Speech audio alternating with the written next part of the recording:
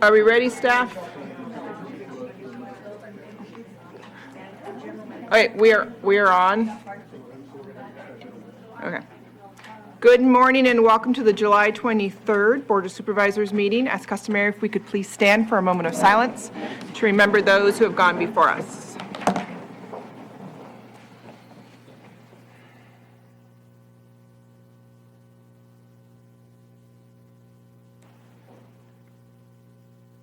Dr. Harry Lyons, can you please lead us in the pledge? Pledge allegiance to the flag of the United States of America and to the republic for which it stands, one nation, under God, indivisible, with liberty and justice for all.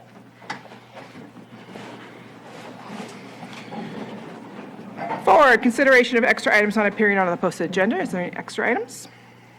Approval of consent agenda. Consent agenda are items that are seen as non-controversial and are moved by one motion unless somebody from the board wishes to pull an item for further discussion. So far I have 5.2 to be pulled. Is there anything else further that the board wishes to pull? Is there any public comment on this consent agenda? Seeing no movement, I'll bring it back to the board for approval, minus 5.2. Madam Chair, I'll make a motion to approve the consent agenda 5.1 and then 5.3 through 5.15. Second. I have a motion and a second. All in favor? Aye. Any opposed? Motion carries. Do we wish to take up 5.2 right now? I don't think, I mean, I don't care one way or the other. We can wait for it. We've got a lot of people here for other things, so. Okay. We'll wait, come back to that.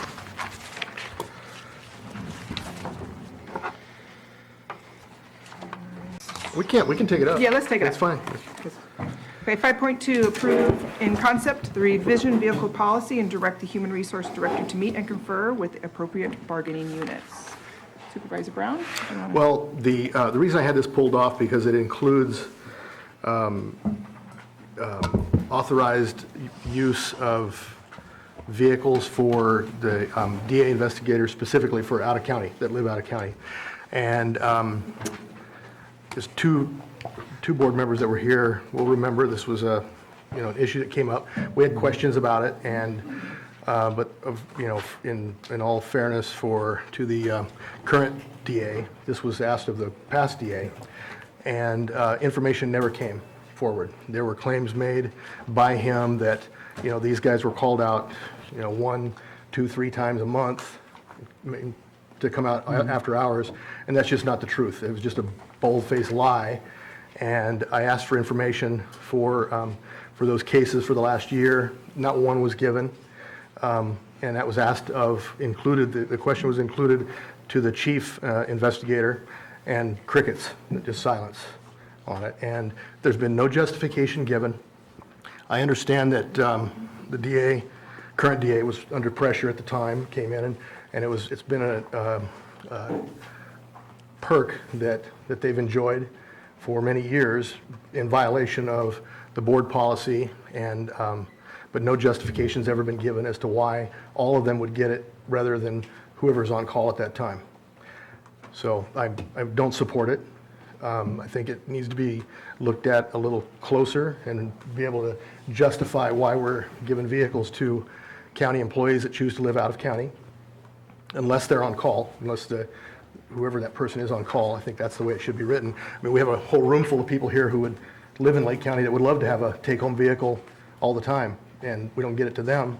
So, we have to be a little more careful about how we're spending our money and allowing vehicles and exposing ourselves to liability, and I don't think this is a good way to show that.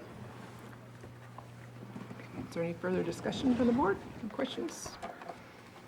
Supervisor Simon? I was here on the board. I know that we did have a lengthy discussion. So our new DA is not here. No, she's in court. She's in court right now. Have you had conversations directly with her, Rob, about or requested anything from her since she's been on? I have, and earlier on, I had talked to her about that. She totally supports the idea, and I understand why. She's getting pressure from that group, and she, was afraid she would lose people if they didn't get that, but no justification was given as far as numbers to support their embellished claim of even one case a month where all of them are called out. It just doesn't happen. I know they have to be available for a lot of things, officer-involved shooting. They're not first responders, as they indicated at the time. They're not first responders. Sometimes they actually roll up onto a case, or they're on their way to work. They hear a call, they're backing up, deputies or whatever, but they are not first responders. And they portrayed themselves as first responders, but in the cases that they're called out on, they're second, third, and fourth responders. So it's what it is, and they don't all get called out. So, I'd be willing to do a little more research into it myself and see if we come up with something that would be maybe a little in between. Like you said, I think it was a good suggestion or idea of yours that maybe the person on call for that shift or that time frame, maybe that is the way we approach something like that. So my thoughts are a little more information could be given. I would agree with that, absolutely. yeah, and we could ask Susan for those statistics. I don't think putting her in a corner of, how do you feel about it? Because she's going to support her crew Provide the information. as a good department head would do. That's just human nature. But the statistics have to support why we're making that decision, in my opinion. So, And I agree with that. So do we have maybe a consensus to maybe pull this item for further review? Absolutely. yes, maybe Carol should Okay. weigh in. And so then, the rule would apply that it was a temporary provision you authorized when you talked about this in late 2018 that allowed them to continue, the DA investigators to continue with the take-home vehicles until the issues could be resolved and decided. So happy to have that continue if that's what your board directs. And could I ask for perhaps Supervisor Simon and Supervisor Brown to work with staff on this, and we'll convene a meeting with the district attorney? Sure. Would that be? Okay. Yeah, I'd do that, of course. With that, I'll take public comment. Is there public comment on this item?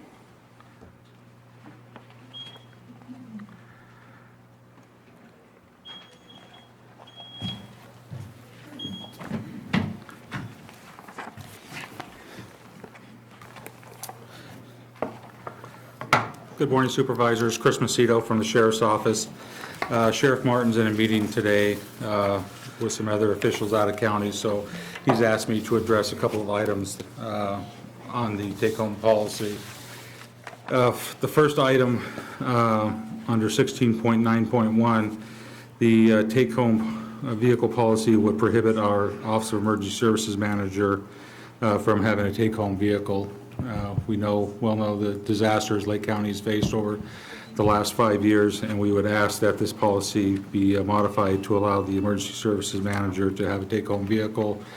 Like all Sheriff's Office management staff, we are on call basically 24/7 to respond to various types of disasters in the county, and this policy as it's written right now would prohibit him from being able to have a take-home vehicle. So I would ask that be modified. The other person in our office who's kind of an unsung hero is Mary Beth Strong, our finance manager. And for the lack of a better term, Mary Beth Strong has kind of been the den mother for the Sheriff's Office for over 20-plus years. She deals with numerous issues after hours and on weekends at the Sheriff's Office that deals with either financial matters. The past 3 sheriffs have authorized Mary Beth to have a take-home vehicle.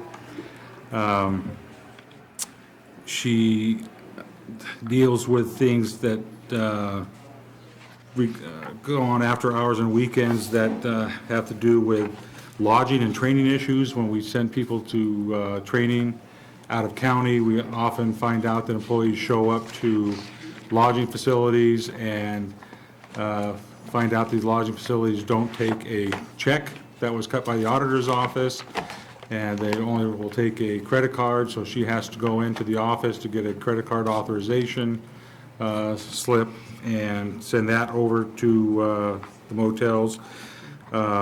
Missing or lost vehicle fuel cards or missing PIN numbers from some of the vehicles that are being used. All that information is also kept at the Sheriff's Office. She's been there on holidays and weekends to coordinate repairs and other issues at the Sheriff's Office that can't be done Monday through Friday during an 8 to 5 type of schedule. She is our contact for workers' comp issues and vehicle accidents when we have to collect the data and the information in the forms and make sure that those requirements have to be done within 24 hours, a lot of them. She's the one that collects those information, makes sure that those documents are done, collected, and ready to go for County Council Risk Management.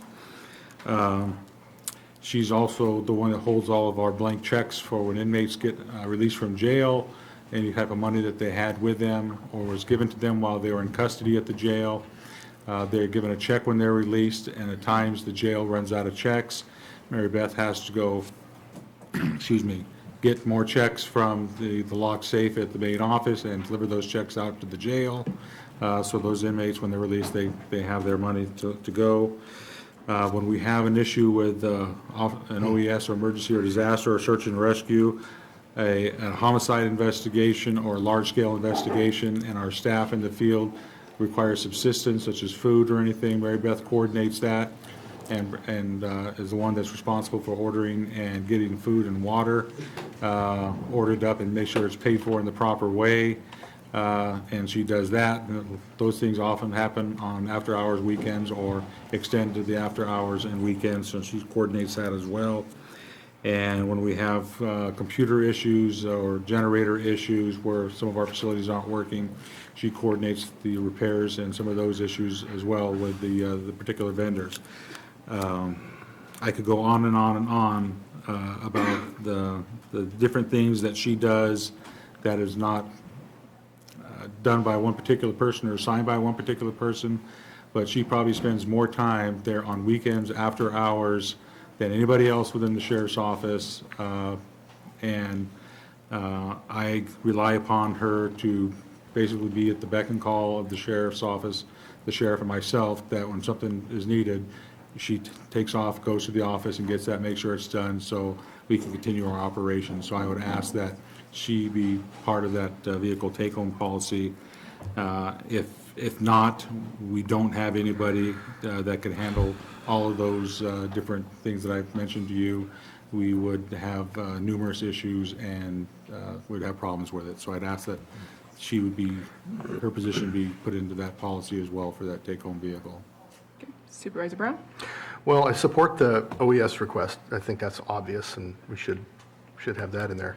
The other request, I don't support that, and I realize you gave a long list of things that could happen and may have happened once or twice, but they're not on a regular, I mean, if the jail forgets how many checks they have and they have to come in, or PIN numbers are lost, or somebody's fuel card doesn't work, seems like that should be worked out internally somehow or another, that there's a process that doesn't happen on a regular basis, if that does now. But, and I don't have any doubt that she comes in after hours, weekends, holidays. I get that. But the list of county employees and management that do that is very long. And unless we're going to do it for all, I don't think it's fair to do it for one.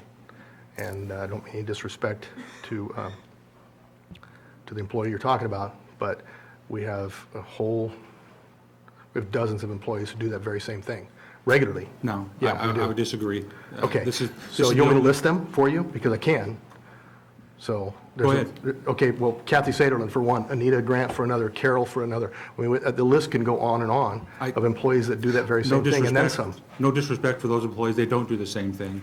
We're the only They don't 24 come in on weekends or holidays, or? No, I'm talking about the duties. That's what I'm talking about. I'm talking about the duties that, No, I said they come in on the weekends, holidays, and after hours. you That's said what they I'm do the saying. same thing, so I thought The you same were thing talking- being that, so. This is the only 24/7 operation in the county, and with the volume of employees that the sheriff's office has, things happen that can't be planned for, and so that's why we asked for this allowance. And the past three sheriffs saw the need for it, and that's why they asked and authorized that to happen. So I would just ask the board to consider that as well. Okay. Supervisor Sabatier? So I appreciate you bringing that information to us, and I think that I'm going to ask Supervisor Simon and Supervisor Brown to review that as well. If we can gather data and find out, is it cost effective to offer a vehicle versus paying the mileage that we're doing from all this extra after hours work? then absolutely we should be doing something that saves us money. And I want to do the same thing for the OES director as well. How many times do we have an emergency? Yes, it's urgent when it's needed, but how many times versus, okay, during the emergency, you'll get the car. I want to know what the cost is to the county versus how does it feel to give somebody a vehicle. So if I can ask both of them to add those two members to the list and review, that'd be perfect for me. Okay. Is there any further public comment on this item? Okay, with that, do we want to set a date or just? I'll work with the two supervisors and the two department heads to get that set. So clarification, we continue as is till we come back. Okay. Yeah, and I apologize for the misunderstanding. I did mean coming in after hours, that whole thing, not the duties that she does. I know she does a lot of things. I know that. You know, when somebody gets their car stuck, she comes in and calls. We've been told that. No disrespect taken, I'm just saying, Yeah. and I know that there's a lot of county staff that do it, and I'm just unfortunately here to look out for our employees. I can't speak Yeah. for the rest of the county agencies. It would be nice for all the staff to Well, be able to have that. no, I appreciate that, and I think I'm glad we're at least here because, you know, there have been occasions, including this one, where it has been allowed against board policy for many, many years. And I've been told by people who are running for sheriff that I'm going to put a stop to that, and then a stop didn't get put to it, and then it wasn't resolved.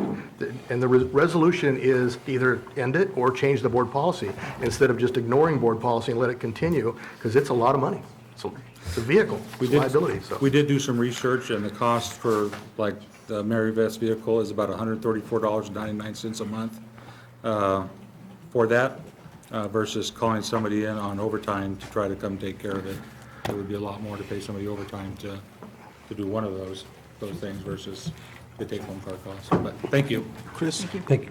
Chris, how long has she been working for the sheriff's office? She's been working for the county for over 40 years, and for the sheriff's office, 25. I hope she's training somebody. I hope she's training somebody. Just Okay, our 6.1 item, our 9:05 a.m. item, public input. I have two. Keith, discussion current AVA contract. Keith, if you could come up and state your name, then you have 3 minutes. Right there. My name's Keith Hewitt. I own All-in-One Auto Repair and Towing. I've got the Stokes Avenue address, addressing the abandoned vehicle abatement contract that is currently in place. It's grossly overbid. It was improperly set out to bid. You have 1, 2, 3, 4, 5, 6, 7, 8. You have 9 companies that got sent letters out. This was a letter that I got from the county. Enterprise got a letter. A1 didn't get a letter. Actually, they've been out of business for several years. American Auto and Repair didn't get an invitation. Jones did. They're on the contract. Kelseyville Auto Salvage, they are on the contract. I didn't get a letter. It was sent to the wrong address. Kelseyville Auto Tow doesn't remember ever seeing a letter. Royal hasn't been in towing for over 6 or 7 years. And Young's did get a letter, but didn't want anything to do with it. So it wasn't put out correctly to the tow companies to bid on. When was that done, just out of curiosity? We're not supposed to engage in a conversation, but I am curious about This that. letter was sent to me, and these were sent out 5/18/17. So And typically, there is an appeals process. 2 years and 2 months later, Well, the county's AVA contract was suspended for 2 years for not being properly done. okay. And in a few, When's our next AVA meeting? I know we just had one. Yeah, we just had one. We went to quarterly meetings, but our AVA actually was suspended, not for being run improperly. I just want to make sure that when I came on the board, Jeff Smith pushed it back, and I think Anita can weigh in on this. There was a decision that needed to be made at the board level here, whether it was a tax or a fee, and we were given the information when we came back on the board. It was suspended because it wasn't done because that discussion hadn't happened, and I called It was suspended in many 2017. times. Hold on 1 second. Let him. And so, Anita, if you could elaborate a little bit on Carolyn, that, if you could but I stop the think that clock. explains where we were, and it wasn't because it was done improperly, it was because there was a decision that needed to be made at the board, whether it was a tax or a fee, to move the program forward. That's correct, and I need to be very cautious here because this is not a discussion item. This is a public input, so I would encourage your board to just listen to the commentary. And if you feel the need to direct this gentleman back to the AVA board, that may be appropriate. I can briefly say that Supervisor Simon's correct. If your board wants to set this for further discussion, this would be an appropriate agenda item if you wish to do so. But the information Supervisor Simon's provided is accurate. Okay, it looks like Supervisor Simon wants to put this on the agenda, so maybe look for the agenda in the next couple weeks. The sooner the better, because the new monies that's going to be awarded is going to be being spent at a rate way too wide of keeping monies long-term to be able to do the job properly. Okay. And you'll hear about that in just a second. Thank you, Keith. Okay, another public input. Catherine, issues with the administration of the AVA contract. Can I ask a question real quick? Yes. The AVA meetings are open to the public? Yes. Yeah. And just for full disclosure, they did approach the AVA board, and we told them contracts are jurisdictional and not at the AVA board level. And so they're discussing the specific contract with the county. My name is Catherine Hoffer. I'm the General Manager and the Chief Financial Officer of All-in-One Auto Repair and Towing. We've been present in Lake County for about 6 years. We have a yard in Upper Lake. We were at the last AVA meeting. We were directed by Moke Simon and Bruno Sabatier, is that right? To bring this issue here, and that's why we are here now.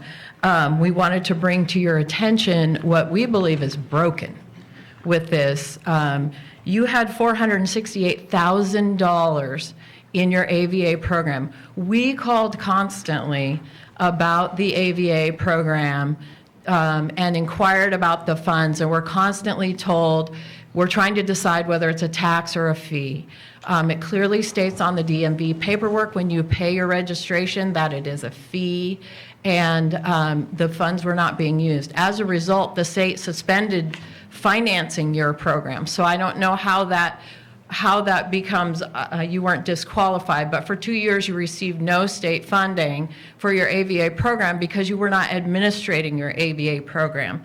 We were ready, willing, and able to bid. We were consistently making contact with the county about how that process works. And the reason we were doing that is not because we care whether we're actually the AVA contractor, but because what happens when you don't have an active AVA program is that the agencies like the Sheriff's Department, the CHP, and the PDs have vehicles that are left places they shouldn't be, and they call tow companies like ours and require us, under threat of being removed from rotation, to remove those vehicles. There is no money in scrap metal anymore because of the whole China thing, and as a result, these undue burdens are being placed on tow companies. Several of your tow companies have left rotation because of it, and it can cost up to $3,000 to get rid of a motorhome. So currently, that $468,000 had to be spent down. You spent that down in very short order. I can tell you that under the current AVA program that you have, you're paying $3,900 to have a 29-foot boat moved. You're paying $320 an hour to have anything extra done. $3,000 for a 30-foot motorhome to be moved by a company who has no equipment to move a motorhome legally and no Class A drivers. We have all of that available to you. We would have bid that program at a cost of, I've calculated, we could have moved 90, you paid $30,000 to your current contractor to move 11 boats, that 90 boats would have been moved under a bid we would have submitted. So that needs to be looked at because that bid process was not properly put out. Well, it was looked at. Yeah. If you could wrap up, because After- there's 3 yeah. minutes, but we're going to be bringing this back, so we would love for you to come We're back. asking you to revid the bid process, the contract award, and the current status of the $77,000 that you're now getting annually to use for AVA. You spent 7 years' worth of AVA money in 1 year on paying that contractor essentially an exorbitant amount of money for the work that was done, and very little got done, and the burden still being put on the local tow companies to abate those things for free and at our expense, causing us tremendous financial duress when we get stuck with motorhomes that we can't get rid of. Thank you. Okay, having no further public input, we will go to our 6.2. Oh, I wasn't here in time to get a piece of paper. form? Okay, so you Okay. state your name, you have 3 minutes, and if you could fill a form out. Yep, I will. My name's Chris Jennings, commercial cannabis industry. Just want to bring some things to light to the board. We're all banking on our nice tax revenue coming in on, what was the measure that we passed for our tax dollar square foot for outdoor and everything else. The little new thing that's getting brought up amongst working with community development and getting our licenses and our developments underway is that we have to meet certain standards that are commercialized, such as outdoor growing. So as an outdoor grower, I'm put through the hoops of certain roads standards, just everything commercialized standards, standards you would need if you're building like a supermarket or something along those lines. When it comes down to it, we're no different than if you were to grow a vineyard of 1,000 acres, you don't meet these standards. You're considered ag. If you were to grow hemp, which is exactly the same thing as cannabis, the only difference is the amount of THC in one product. There's no difference between hemp and cannabis. They're same species, same plant, same everything. One's just been bred to have a lot lower THC content than the other. If I was to grow hemp, I wouldn't be having to meet all these various standards that are out there. I've done some research. I've talked with various consultants within the county, Trey Sherrill, Mike Green, Mike Mitzel, various people that help people with licensing and applications, and they've told me more than half of their applicants and pending applicants and already approved applicants won't meet any of these road standards, meaning one of the few things that are happening to the people already approved because of their conditions of use approval, they'd have to have everything taken away until they meet the standards. And then anyone else that's trying to get through this hoop of meeting these standards wouldn't be able to pass these standards, mostly because the growing is done in rural areas. That's been kind of the spot that we've been put into, which is fine. It's a great area for us to be in. But with that being said, you're looking at least a half to 2/3 of your current and already pending applicants wouldn't meet these standards, meaning there would be no tax revenue from these people in the long haul when it comes down to it. All because our use permit application is considering us commercial, which isn't necessarily a problem. It's just that all the reviewing agencies see us as commercial, even though when you get down and you talk with those reviewing agencies, they understand that it's a plant in the ground, you're growing a green plant, you're farming, which is no different than all the other agricultural adventures that you can do when it comes to farming. So I just want to bring that to light, that we have a pretty big issue going on that's going to cost the county substantially in tax revenue, and it's going to take a lot of people who have a substantial amount of money involved in their licensing up to this point where we felt all this time we were good to go. Now we're kind of being told you're not good to go. Almost we're feeling as if the rug is getting pulled out from underneath of us. So I just hope that you guys can look into this and maybe something further can be done about it. Thank you. Chris. Madam Chair, Yes. Supervisor Brown? we have a lot of people here who would like to get back Yes. to work, and we're going to continue open mic. Please, one more time.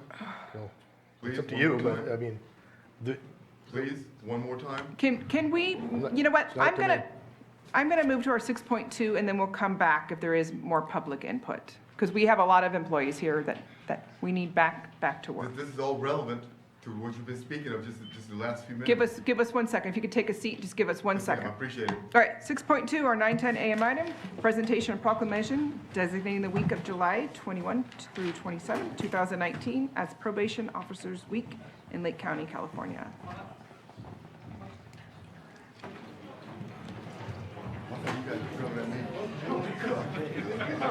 Jeez whiz, I got nervous all of a sudden. I kid you not. Come with me. I was in your stand up. Crickets. I haven't seen this many probation officers since my last P test. Go ahead, come on, guys. Squeeze up. Ladies and gentlemen, squeeze all the way on up. We're gonna need to talk. Yeah, we got a door, back door over here. Yeah, come over in front of the board here.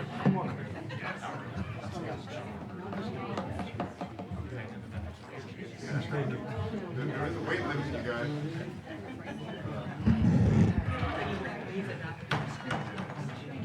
You can even step up on here if you want to. All right, good morning. Board of Supervisors, County of Lake, State of California proclamation designating the week of July 21st through 2019 as Probation Officers Week.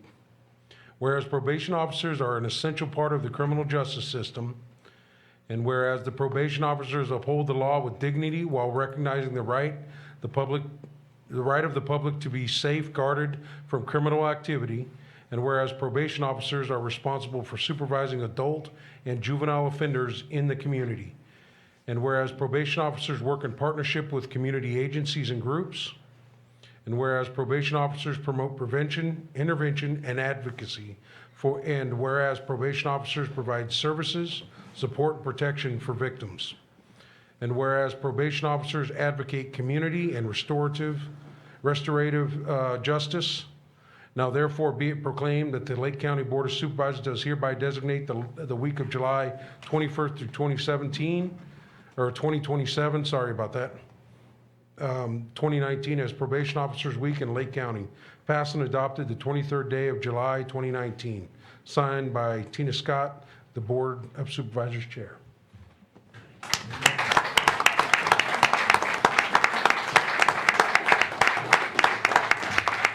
I'd like to thank the board for the proclamation.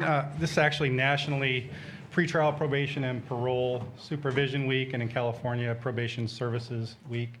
This is obviously to honor our local department here. And I say department because even if the proclamation says probation officers, we're a team here. And without clerical support staff, finance, none of it works. But it takes all of them. I think this is a really good department to be proud of. Lake County's gone through some tough times, but we've been able to maintain this staff, largely keep it intact.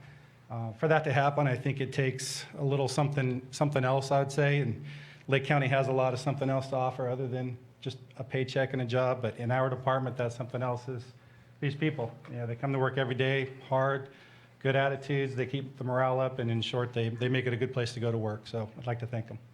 Thank you.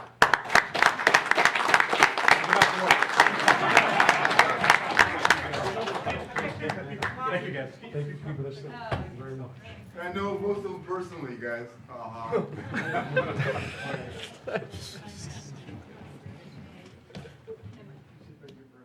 will hurt him. Thank you.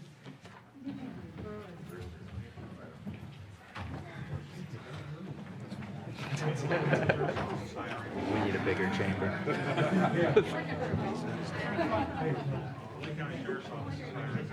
Get out of here, you see that? Lake County Sheriff's Office is hiring.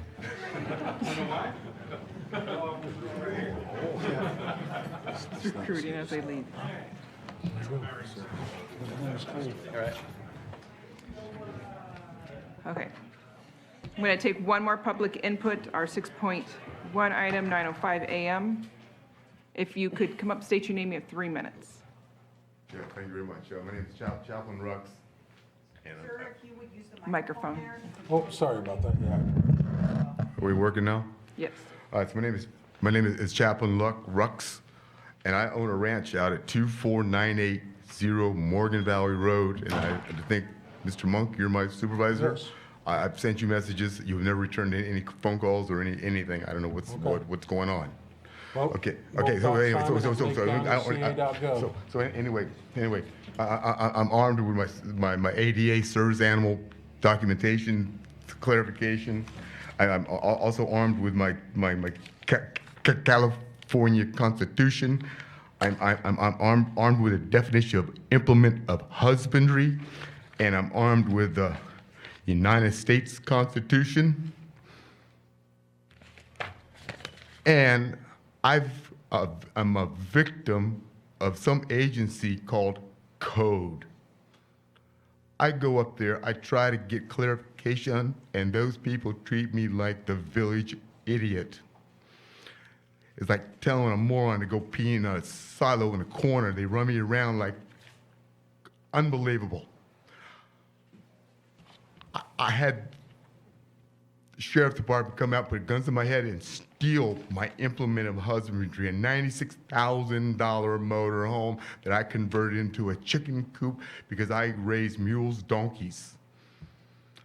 I'm a monk. I do not associate with the general public. I mean, I can't put up with it. I suffer from major PTSD. I got ranchers out there killing my livestock, and I can't get the sheriff's department. I can't get animal control. I can't get the neighbors to help me. I'm distraught. The one lady is my parole officer. I am a plea bargain felon. I spent 6 months and 10 days in you guys' local county jail. With the deal was when I got out, I was going to do a change of plea. It never happened. I had poor representation. Sorry if I'm rambling, but I need to speak with you, like personally. And this Rob Brown, I heard a lot about you. I need you guys' assistance. I talked to Mrs. Grant yesterday because some paperwork I filled out didn't get filed. Ms. Grant, is that correct? When I spoke to her about a date, the paperwork I filled out was wrong. They gave me the wrong, but I got it corrected, kind of, maybe. You guys owe me my life. My boyhood dream has been stolen because of some agency called Code. I'm a master builder. I'm not building anything. I'm sleeping on the ground. I'm not going to get no permits. I don't need permission to live on the ground. I have my spring water. I walk everywhere, ride my mules and my donkey. It took me a lifetime to get here. I tried to be here so many 4 minutes. So speak later. Phone number is area code 707-295-6510. My email address is 4oathkeeper@gmail.com. Yes, ladies and gentlemen, I did sign away my life. Thank you very much. We need to contact. Sorry for the ramble. All right, I'm sure Supervisor Simon will contact you. I will give you a call after the meeting. So very much. Text messages work the best. Okay. Thanks for your time, folks. Thank you. Thank you, Chuck. And that guy was talking about that towing thing. I tried to pay A. Jones Towing the bill for towing my motorhome. He wouldn't take my money. They took it to the scrap yard. I have documentation with the sheriff's department. If you could do me a favor, sir. Bye-bye. No. Go across the street, the hall here, in that door, and fill out one of the forms for public Another input. form? Yes, please. I promise you. Wonderful. Thank you. Okay, with that, we're going to go to our 6.3 item, our 9:15 a.m. item, presentation of an annual report on the activities of Lake County Resource Conservation District.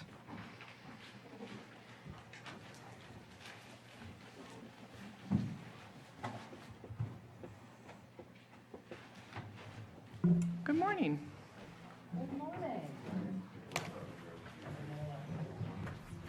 That goes to the next. All right, terrific. Thank you, supervisors. My name's Victoria Brandon. I'm a board member for the Lake County RCD. This is Harry Lyons, who is our esteemed president, and who has agreed to come and join me here as we give you this report, which we are supposed to do. We promised to do this when we were consolidated from Westlake and Eastlake in 2016 on an annual basis. And I've got to confess, we didn't do it last year. We were just getting all revved up to try to get on the agenda, and then the ranch and river fires happened. And by the time that particular crisis seemed to be abating, it sort of had gone by the way. So we've got a little 2018 included in this presentation. There, it works. Okay, so I imagine most of you know this already, but I'm going to go over it quickly for the benefit of the public and for anyone here who is not aware of this. And we're asked frequently, what's an RCD? What is a resource conservation district? We are not a 501c3 organization. We're a special district of the state of California with primary authority for local conservation measures. The general soil conservation districts were established nationally in 1937. It was part of the effort to combat the Dust Bowl, and were to be the local implementation for the Soil Conservation Service, which is now the National Resources Conservation Service. And over the years, the functions of the districts changed, and recognizing that, the name was changed from soil to resource in 1971, with an expanded mandate that includes soil conservation still, but also all sorts of fish and wildlife issues and resource conservation in the broadest possible sense.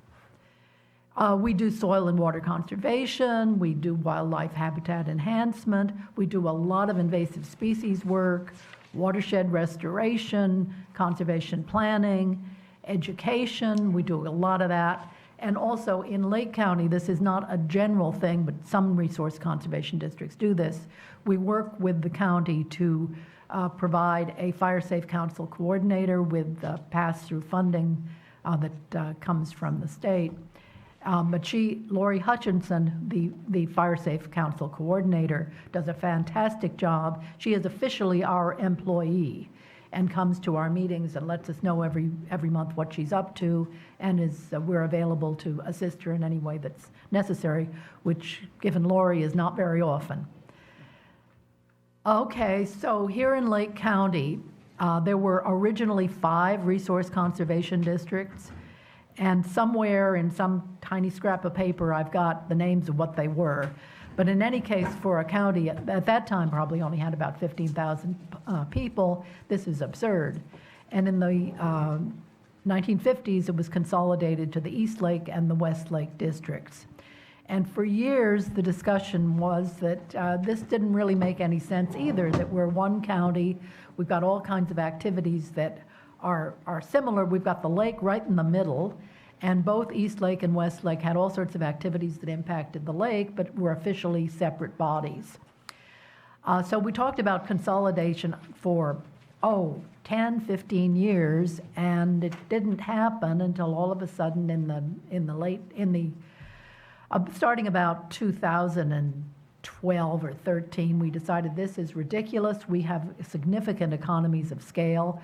Why, as 2 RCDs, we had to pay for 2 separate audits at $4,000 a crack. We had to have complete bookkeeping services for 2 organizations, and other ongoing overhead expenses.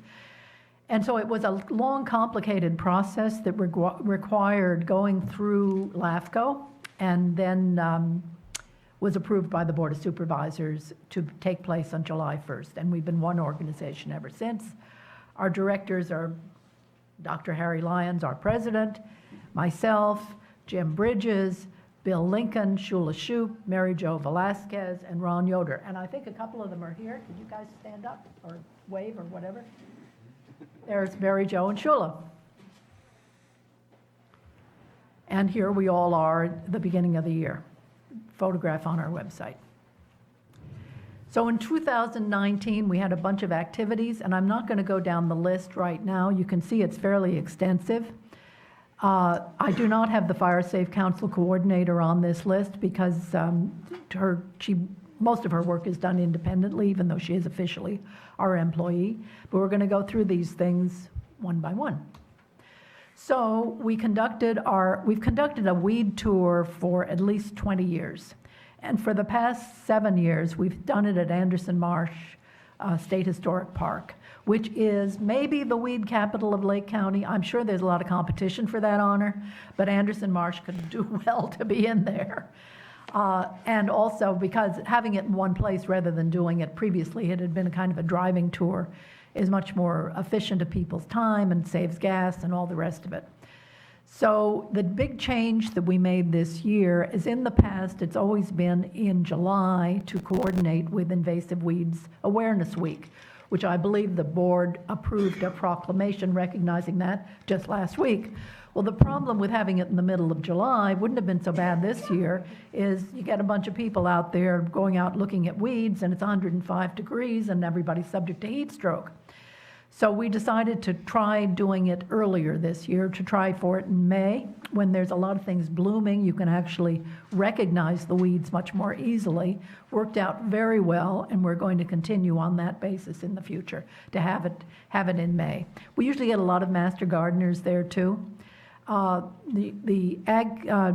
Vanderwall always comes and gives a presentation about the ag department from the ag department's perspective.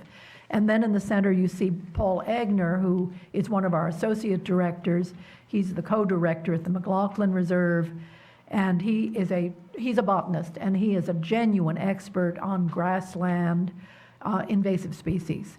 And so the main activity here is we all take a walk out into the fields there and gather samples of vegetation, and then Paul identifies them. And it turns out that they are usually about 90% invasive, at least non-native. They're not necessarily all bad invasives, but a lot of them are. And that is true of grasslands in California in general. The number of native species surviving in our state grasslands is really limited. And then we come back under the trees at the ranch house and have some lunch and get a talk from the invasive species coordinator from the county. And there's Angela because she goes out and gets samples of various aquatic weeds and shows them to the people so that people have a better chance of perhaps identifying some of them, which I think is not something many of us are really up to, that one aquatic weed tends to look quite a bit like another and also like our native species. Anyway, this is well attended, and people always say that they have really learned a lot from the experience, and always fun to do too. So about the same time of year, we do field days in the creek down on outside the Middletown High School on private land on the Diamond D Ranch. And this is an educational experience for fourth graders. We get about 100 of them from Coyote Valley and Minnicannon Elementary Schools. They're divided into groups. They go around to stations where various experts talk about various aspects of natural history. Again, you see Catherine there. There's Harry over to the far left talking about native oaks. The fire truck came down from South Lake Fire. We also had Dean Enderlin talking about geology, and Erica Lundquist filled in for Corinne Woodward from NRCS, talking about soils. And then also on the lower right there, we see an unexpected visitor this time. This is adjacent to the farm at the high school. And they had a whole herd of goats in the next field. And this could have completely distracted all the kids from anything we were trying to tell them, because a couple of them got under the fence. And fortunately, a few of the chaperones with the kids were experts at handling animals and got them back under before any of the kids knew they were there. Otherwise, forget all of our carefully planned discussion. And in the center there, you see Smokey Bear coming out to talk to them during their lunch, which always gets a big hit.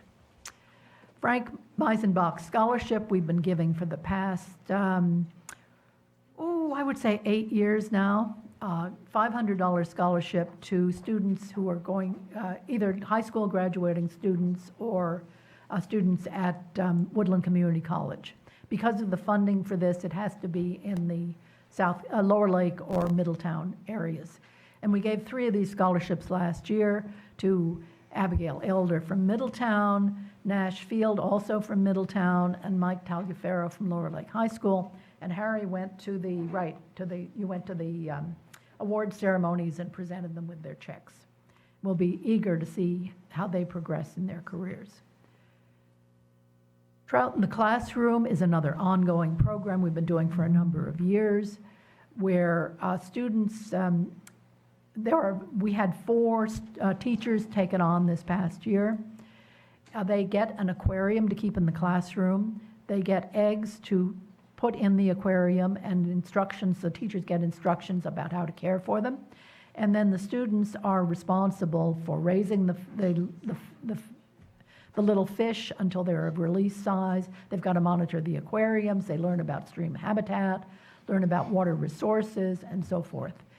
And the final experience is they release their fish in a stream near their school. And there is some photographs from this year's program.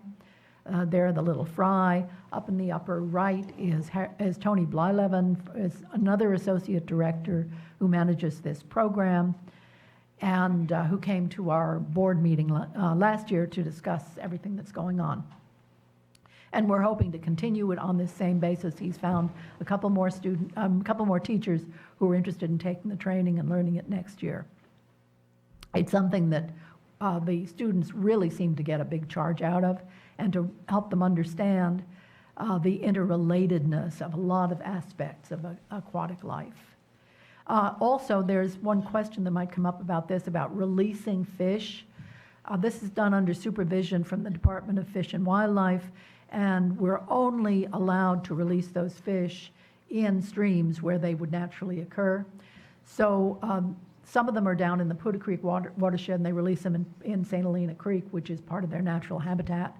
The others go up to Blue Lakes, where trout are now living. So they're not as if they're introducing strange species into our waterways.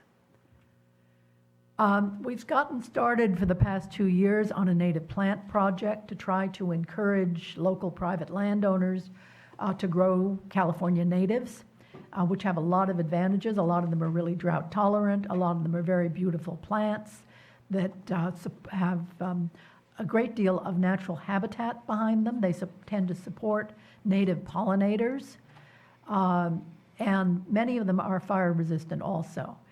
And this we regard as primarily an educational program. It's done in collaboration with the Master Gardener program. We got Department of Conservation funding last year, actually in 2017, but it was a 2-year grant to get this going, and had a couple of successful sales. We pretty much sold out in the fall of 2018, and had a couple more in the spring of this year, where we also pretty much sold out of everything we have available. We've got other plants which are being grown on for the fall of 2019. And we're thinking that we can probably maintain this on an ongoing basis, propagating the plants propagating them locally as much as possible from native Lake County stock.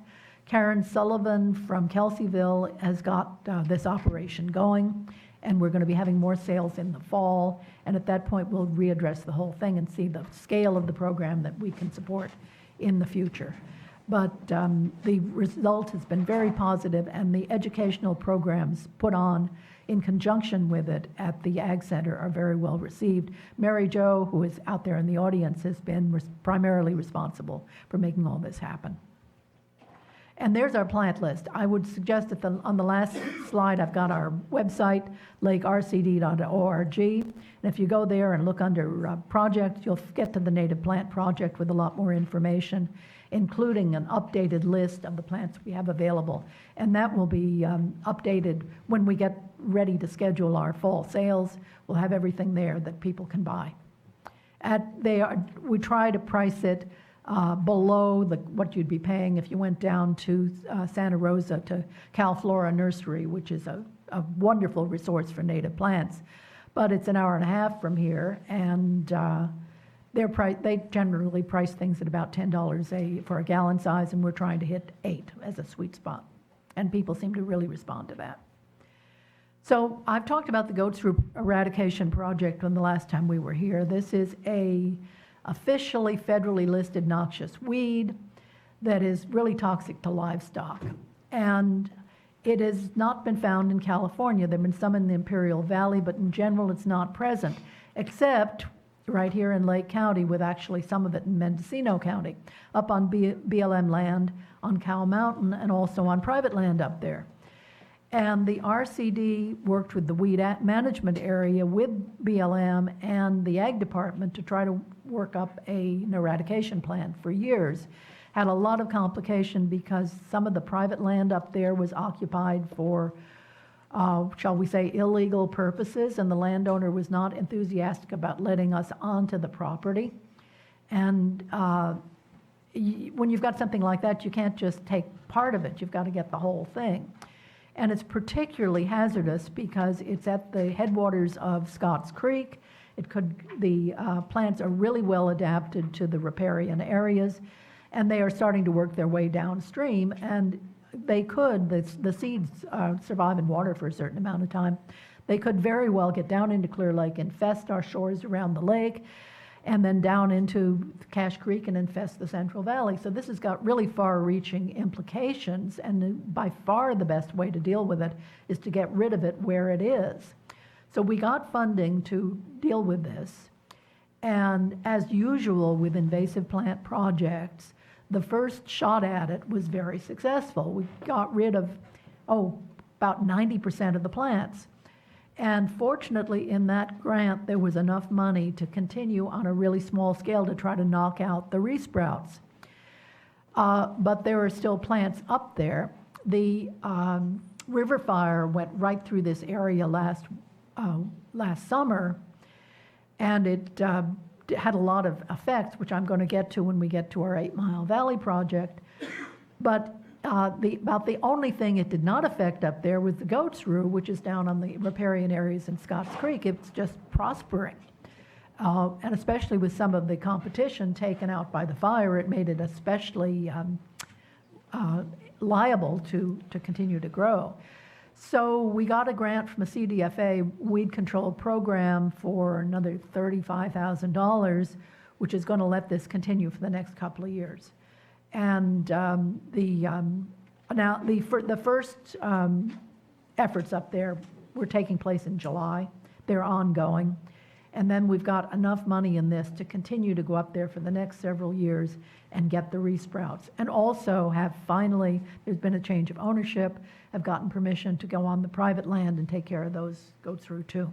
So we've got, I think, the best chance in years for actually taking care of this and getting rid of it.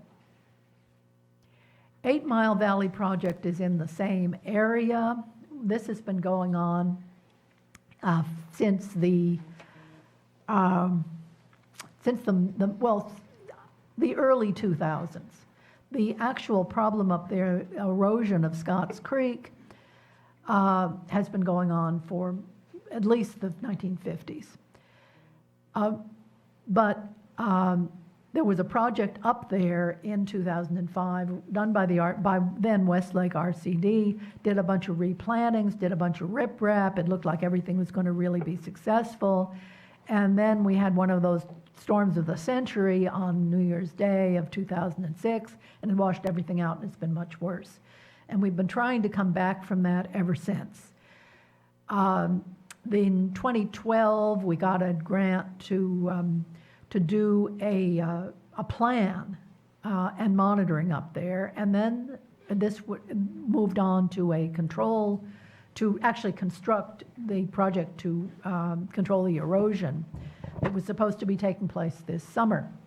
This was a casualty of river fire.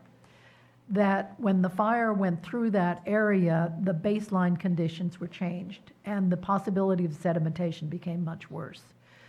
So in order to measure the effect of the work we're going to do, it was necessary to do a follow-up baseline study. And that happened last winter. So we've got now the baseline without any work, what's going on, which is a lot of stuff getting into Scotts Creek and getting down to, eventually into Clear Lake. And the plan was reconfigured to deal with this, and the work is now scheduled to go on, starting pretty much any time. And finally, we're hoping that this summer, we're going to get it constructed, and we're going to do the monitoring next winter, and we will hoping to see measurable improvements in sedimentation rates because of this project, finally. So this is a direct segue into our Mendocino Complex Fire Recovery Project. We had a grant from the Water Board for more than $600,000 to do the 8 Mile Valley project last winter. And the terms of that grant was that all the money had to be spent by the 31st of March. And since we were not going to be able to construct the project, they had this funding left and redirected it to another project which was going to, with different means, have similar ends, which are to reduce sedimentation into Clear Lake. And as you know, the Mendocino complex was the largest wildfire in the history of California. Despite its name, it was primarily in Lake County.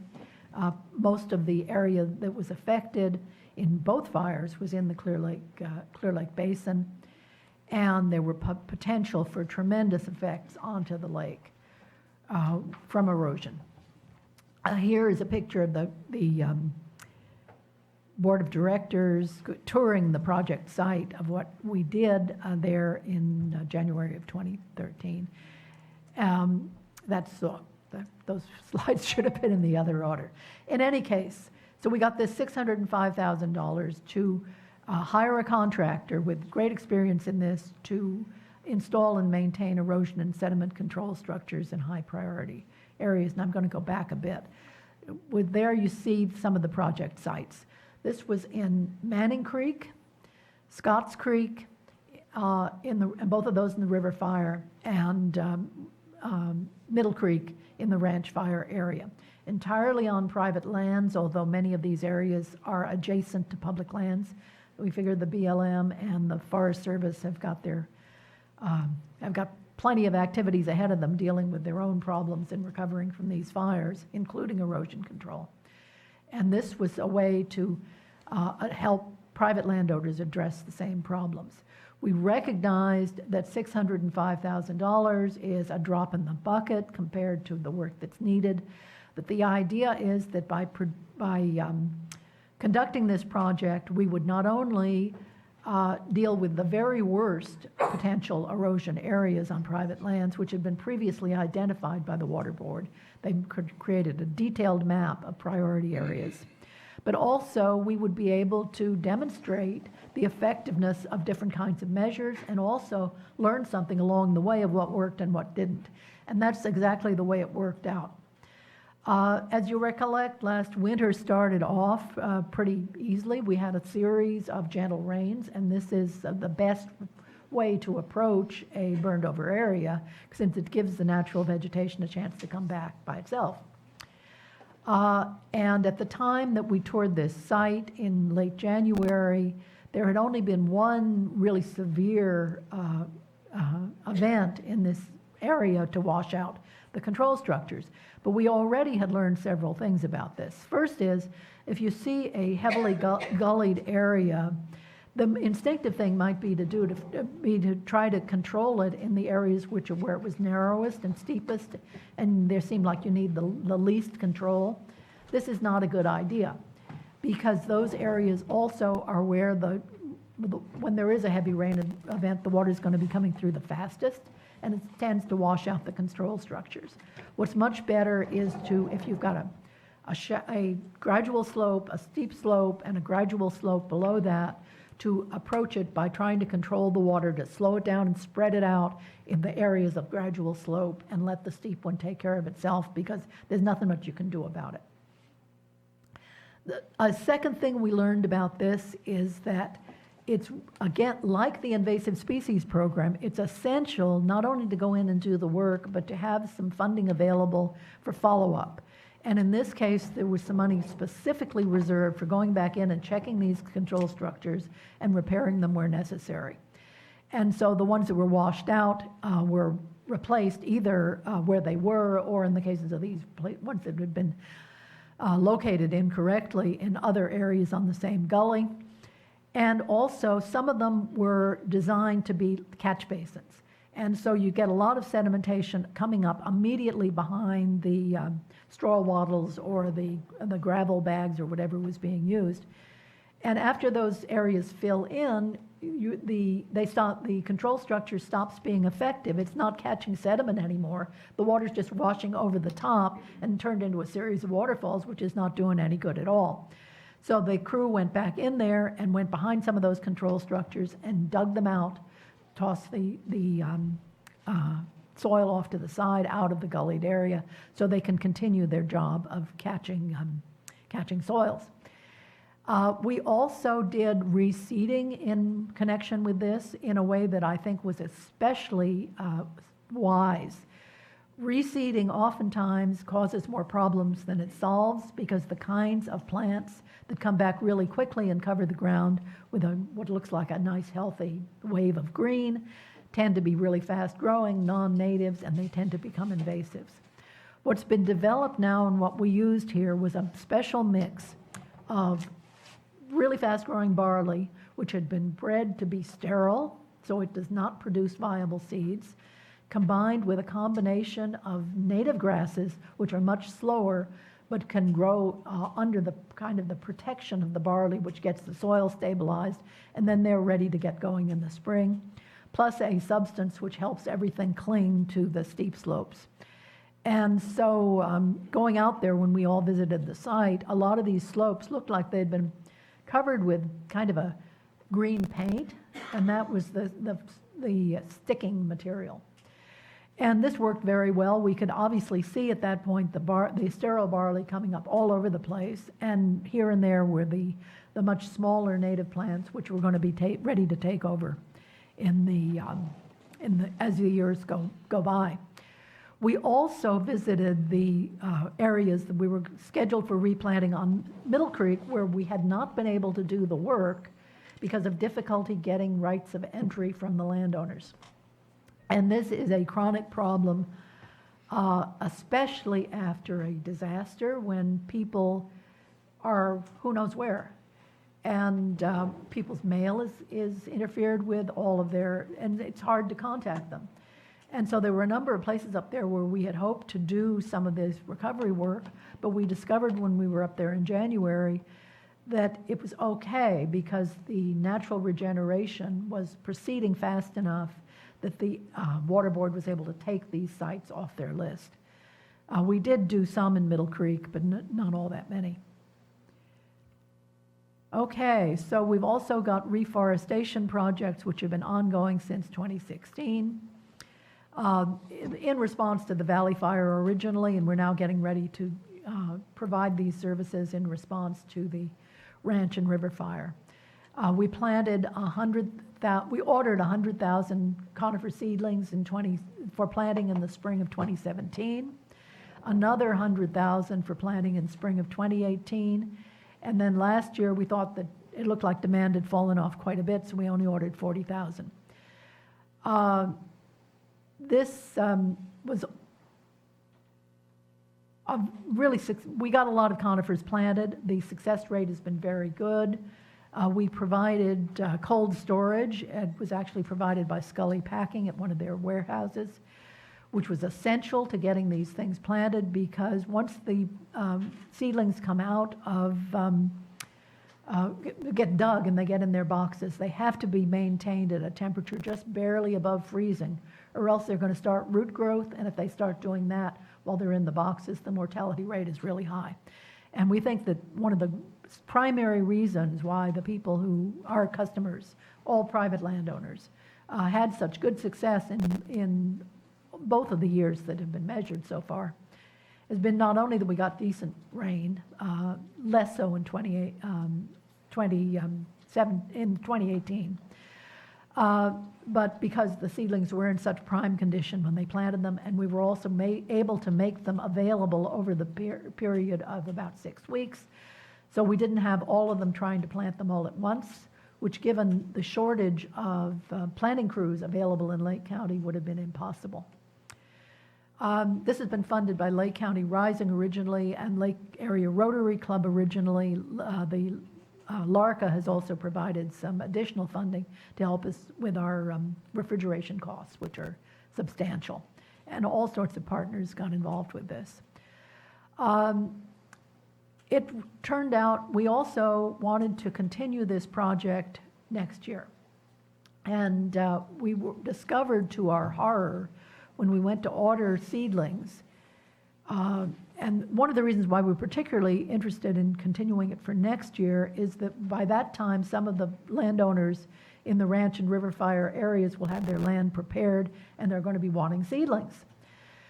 We discovered when we went to order them in December of 2018, you have to place the order for these things more than a year in advance, was that because of the really heavy demand from Lake County, not only from us, but because from other, primarily from CAL FIRE, but also from other public agencies, that Lake County seed bank is nearly entirely exhausted. To make things worse, the seed bank in UC Davis that collects these seeds, a lot of the nurse trees where they have traditionally been gathering seeds burned.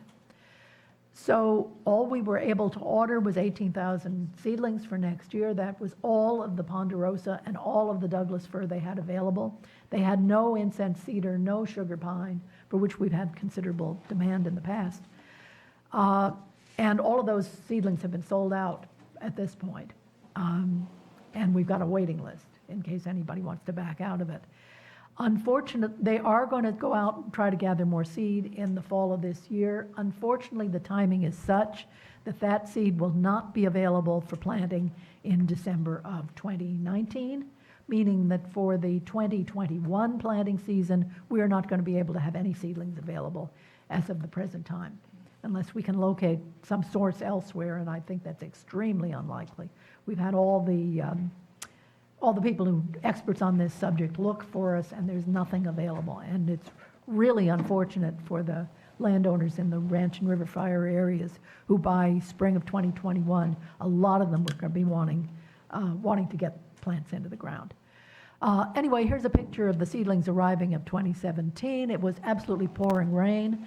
That parking lot turns into a kind of a reservoir. We were having water over the tops of our boots. We had a crew there from CAL FIRE that helped us get it into the warehouse, which was tremendously advantageous. That's our director, Bill Lincoln, who knows how to run a forklift, which is one of his many talents that was extremely useful. Moving 100,000 conifers, that's about 250 seedlings in each one of those boxes. Without it, I think we all would have wound up in the hospital. And here is a project that was an auxiliary to this project, as we provided on a donation basis 3,000 seedlings both in 2017 and 2019 for volunteer efforts to reforest Middletown Trailside Park. And that's the whole group doing it in March of 2017. Which was a great event. I think it was a real turning point for the community to be able to go out there and actually get your hands dirty doing something to try to bring the community back from this Valley Fire catastrophe. And unfortunately, we had one of our customers had to cancel their order that year, and we were left with 20,000 ponderosa seedlings, which we healed in, put them down in the dirt so they could be kept watered. That's our directors all down there crawling around, getting them into the ground. It has taken us till now to dispose of those 20,000 seedlings. We thought there'd be a lot of demand for them, but it turns out that planting older seedlings like that is so much more labor intensive that the only people who wanted them have been those who were unable to get the small ones where you just stick a trowel in the ground, move the soil around, put the root ball in there, step on it, and assuming you get more rain, that's it. This, you actually have to dig a hole, which is much, much more time consuming. And we have finally sold or given away just about all of them. I think we've got maybe 1,000 left. And they're at Bill Lincoln's place too. He's been a saint, keep taking care of them all this time. So we've ordered another 18,000 seedlings. We're going to continue the Goats Root project and hope to actually get hold of it. 8 Mile Valley project, that's our big one coming up this next winter, is this next fall and into the winter to make this happen. And the native plant project, we're going to continue on an ongoing basis, even though our grant funding has run out. We can see that plant sales are robust enough to maintain the propagation and sales effort on an ongoing basis, as long as we stick to a reasonably small scale. There's our website, got lots of information about all of these projects, lakercd.org, and please pay us a visit there. We also have a Facebook page, which I don't remember off the top of look for Lake RCD and you'll find it. And I'm available for questions, and as is Harry. Thank you. Is there any questions or comments for Victoria or Dr. Harry Lyons? I was curious what age groups for the students that you usually deal with. The field days in the Creek project, we also do that when possible, up in the Forest Service land. I call it Kids in the Creek. It's the same program. 4th grade. Nice. 5th grade is possible. 6th grade, we're never going to do again.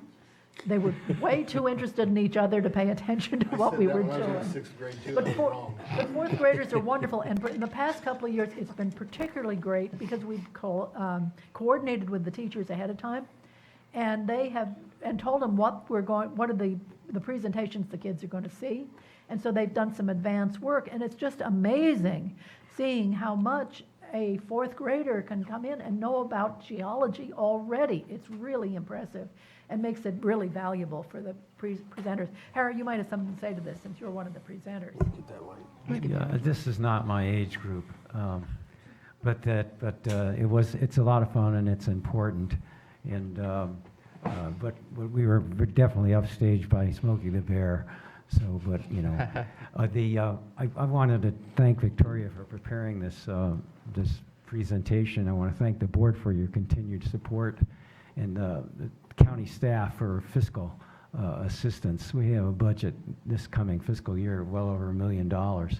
This is a special district that's run by volunteers with 3 or 4 employees, and so we appreciate your help, and we've got a lot of respect in the Central Valley and the North Coast for reaching out. We have a grant that we're sharing with the Napa Resource Conservation District for forestry, and reluctantly we have become the experts in reforestation on private land as a consequence of our disastrous fires. So with disaster comes sometimes respect. So again, thank you, Victoria, and thank you to the board. Anything further? Well, you know, I would like to thank you. I know I attended one of your plant sales at Big Valley Hall, and it was very well attended. The parking lot was full. There was cars down the street. It was great to talk to the master gardeners about the native plants. They were giving out a lot of information and educating the public. So that was a great event. That is when we agreed to take this on as a project. We're not getting into the retail business of selling plants is really secondary. It's to make them available to the public. The real thing that made it something we wanted to take on was the educational opportunity. And it's been very successful. That's great. That way. It's a lot of interest, and I hope that continues. Great. Is there any public comment on this item? Yes, please, if you could come up and state your name, and we have 3 minutes. My name is Cindy Leonard. I'm the secretary of the Cobb Area Council. And could I have permission to use that chair to just put my little board up? Sure.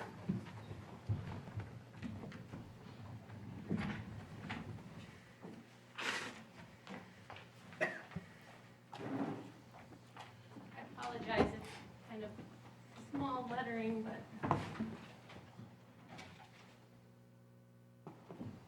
that won't roll away. I wanted to take the opportunity while the Resource Conservation District was giving their presentation to just advocate for the expansion of the Lake County Fire Safe Council, which is housed in the special district under their wing. This diagram kind of shows all of the different groups within Lake County who are doing work on recovery from disaster and also disaster preparedness. At the top in the yellow are the larger agencies that are kind of directing the different projects. And then in the blue, it shows the plans that are created and maintained by those agencies. So the Lake County Fire Safe Council kind of takes care of the CWPP. And then at the top, I have the newly formed Risk Reduction Authority, which is kind of helping to energize and to add extra assistance to all of the disaster preparedness happening in the county. Because I'm not sure how common it is that a Lake County-wide Fire Safe Council would be housed under an RCD. I don't think it's never done anywhere else, but I think it's less usual. And I just wanted to advocate for the county to expand the Lake County Fire Safe Council because there is such a great need, and because the California Fire Safe Council is really reorganizing and expanding to help support the county fire safe councils. So I know that the South Lake Fire Safe Council and our FireWise communities throughout the county are really growing, but I think one piece of the puzzle is that we need the county-wide Fire Safe Council to also really grow, and hopefully through the work of the Risk Reduction Authority, that can be supported and help support projects like helping homeowners with a chipping program like the South Lake Fire Safe Council does. And then as a side note, I wanted to say that we're looking towards the Community Mitigation Assistance Team, which is a nationwide program that can help counties look at all of these pieces and get additional assistance to maybe there's some other assistance that is available and to help us put the whole picture together. So I thank you for your time. Is there any further public comment on this item? Bring it. Seeing none, is there any comment from the board? Any further comment? Thank you very much. Well, thank you very much. Thank you.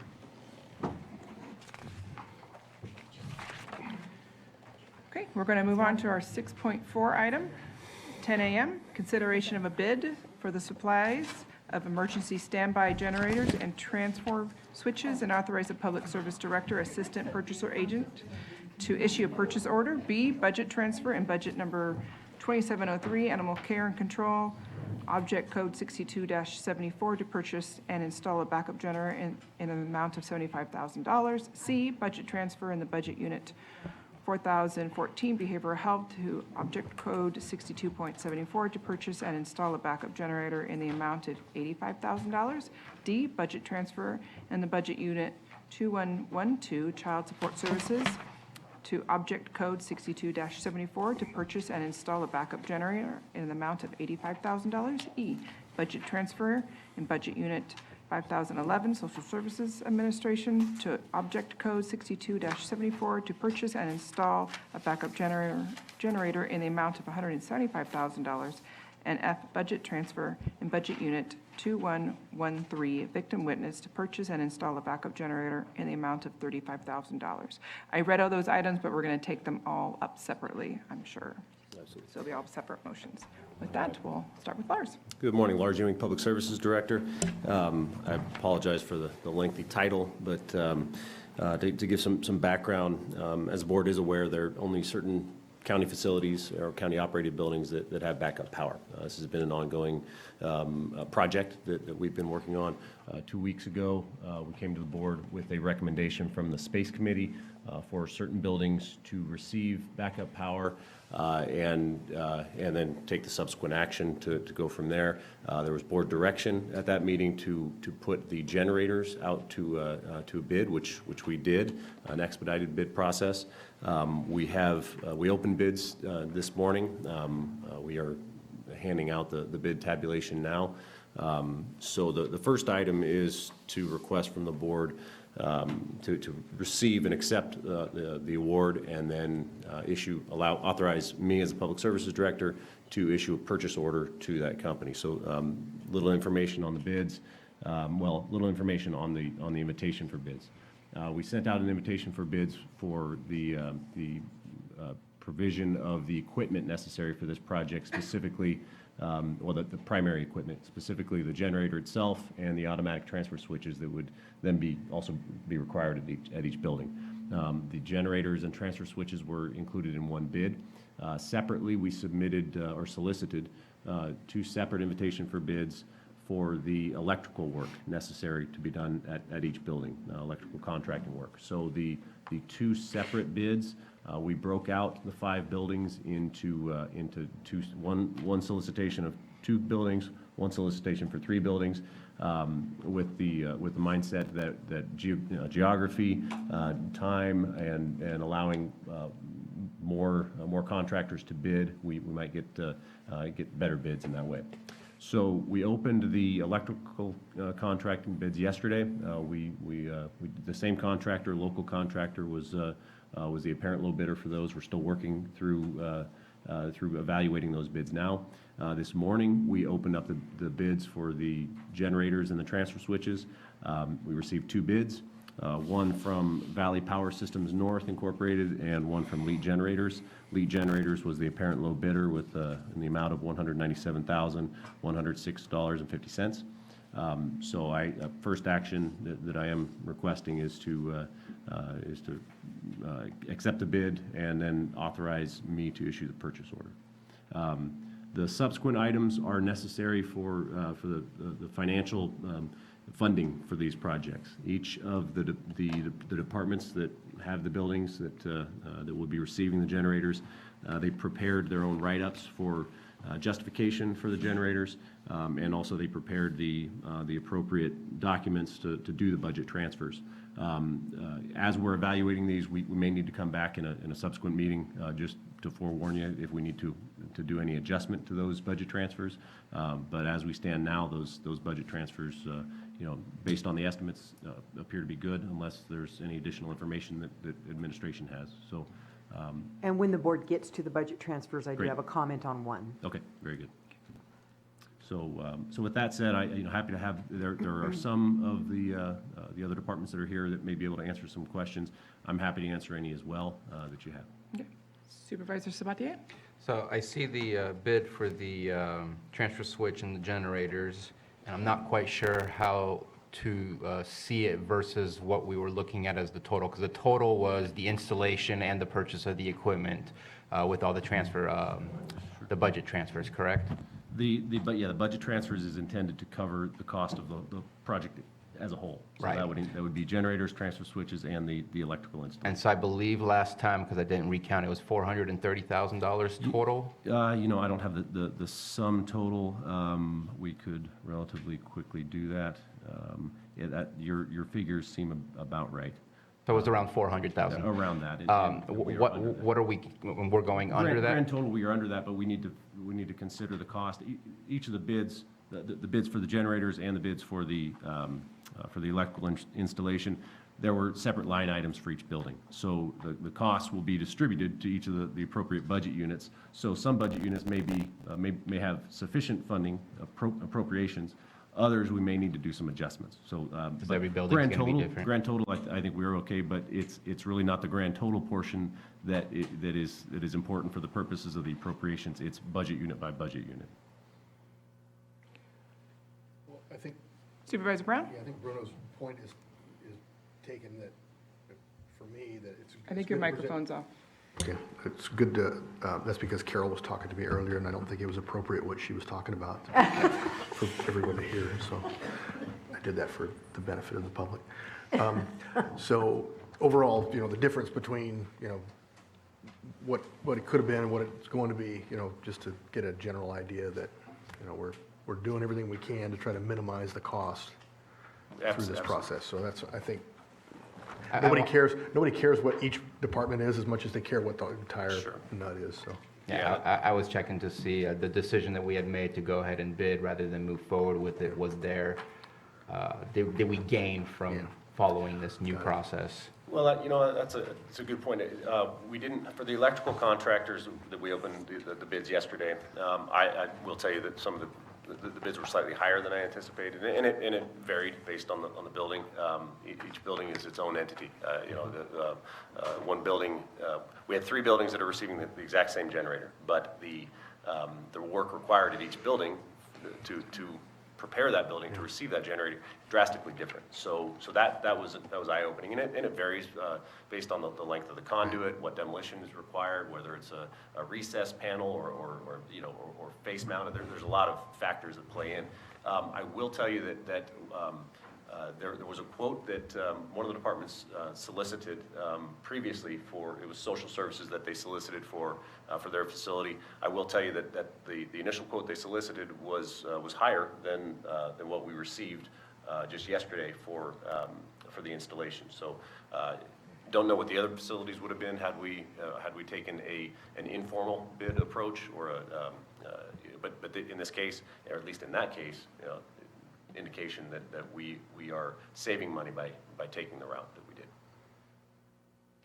Supervisor Brown? What I did want to add too, because it's important, that we talk about locals. Well, the locals were able to do this, and I talked to a lot of them, and they just said they just couldn't do it because they were so busy doing other private installations and generators. A lot of the electricians are, and most of them, the big ones, are actually using used generators and things. They mentioned that, but they just couldn't do it. They wish they could, but there's no way they could even bid on them because of their workload right now. So. Yeah. And in as much as that's true for the generators, two out-of-county contractors vendors that submitted bids for that. For the electrical installation, the low bidder is a local county contractor. And I think it's important to note that the electrical installation follows, it simply follows a different process because it's called a public project, kind of a public works project, so it follows a different process. That will be awarded under my authority, and we don't have to come back to the board. But for the equipment purchase specifically, that's why we're here. Thank you. So anything further from the board before I open it to public? Is there any public comment on these items? See no movement, then I'll bring it back to the board. Carol, did you want to make your comments now, or do you want to wait? No, I'll make it when you get to item B. Thank you. Madam Chair, before we move on, I want to thank County Council and the Administrative Office for, I was gone during the previous board meeting. There was a lot of work done after that, and I want to specifically thank their offices, not just them, but Jeff Ryan, Susan Parker for their help, and my staff. Hopefully they're watching right now. So. Thank you, Lars. In your absence, you were well represented, as always. So probably better than Katie did a good job. Would have if I had. Okay, so then we're looking at item A. I'm looking for a motion. Madam Chair, I move to consider a bid for the supply of emergency standby generators and transfer switches and authorize Public Services Director, Assistant/Assistant Purchasing Agent to issue a purchase order. Second. You do need to specify to whom the award's being made and the amount of the purchase order. Which we The got. award is being made to Elite Generators for $197,106.50. Great.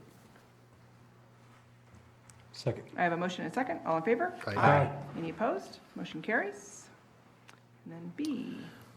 Okay, B through F. B is specific to animal care and control. Any questions on the justification for the generators, I will defer to the department head and maybe have administration take the lead on the information about the budget transfer. And as you can see, the department head's here. If you have further questions about the justification, I think we probably worked through that previously in your prior discussions, but if you want to invite the animal control director up, you certainly can. So regarding the budget transfer itself, there is an error that would be corrected if your board chooses to approve this. This is of all of these before you today, this is the only one that requires a contribution from the county general fund. The other departments have sufficient state and federal funds in their budgets. And so for this one, the correction you'll see is that the transfer from is going to come from the special projects budget 1781. In your packet, it indicated that it was coming from the animal control budget itself, and there are not sufficient funds in the animal control budget to cover the cost of this. Is there any questions, Supervisor Sabatier? So I don't think there's a need to ask for JT to come up, but I just wanted to mention that we did have a conversation between Carol Hutchinson, Director of Animal Control Services, and myself about potentially LEAP having some ability to help pay for this generator. I was concerned about all this coming out of general fund because we're trying to save every penny anytime we can, hence why we put it out to bid. And so I know that JT will be looking into that. We don't have a response as to what's possible, what's not possible, but it seems that it might fit within their abilities to do so, and we'll find out soon enough if they can help with that. Unless JT has more to say. Anything further from the board? Any public comment on this item? Seeing no movement, I'll bring it back to the board. Madam Chair, I'll approve the budget transfer in Budget Unit 2703, Animal Control. We're doing 1781? Is that the number we need to? Oh, budget unit N, sorry. Yeah, is that the one? The one I just stated? Yeah, the way it's written on the agenda is correct. correct, So, okay. yeah, The Okay. change I mentioned doesn't change that language. Okay. Animal care and control to object code 62-74 to purchase and install a backup generator in the amount of $75,000. Second. I have a motion and a second. All in favor? Aye. Any opposed? Motion carries. C, Item C, behavioral health. I will preface this with, there are two, this is one of the budget units that we may need to come back and do a budget transfer as we evaluate it a little bit further, and for additional information there. That's based on some facility issues that won't be known until we open it up, open up the panel. If there's some items that we identify there that could come up, so just a warning. As it stands now, we are okay. But behavioral health, again, similar to the previous, the justifications are provided, and each of these, I will add that each of these justifications and the departments provided these their recommendations to the space committee as well. So behavioral health, again, any information there from administration for the budget transfer? Okay, that one looks good. any questions from the board? And Supervisor Swati. It's a strange question, but it's related to the generators. I know that typically in an office, people will leave their computers on. Do we have a policy where everything is turned off if we're using backup generators to at least reduce the use of diesel? Just because there's lingering things that stay on, do we have a policy to at least help reduce the cost of using the generators? And I know it's not on topic, but I'm just curious, since we're purchasing generators, how do we save money on the use of generators? We do not have such a policy. We haven't had generators before, but most computers are typically left on. I mean, Yeah. screens are not left on.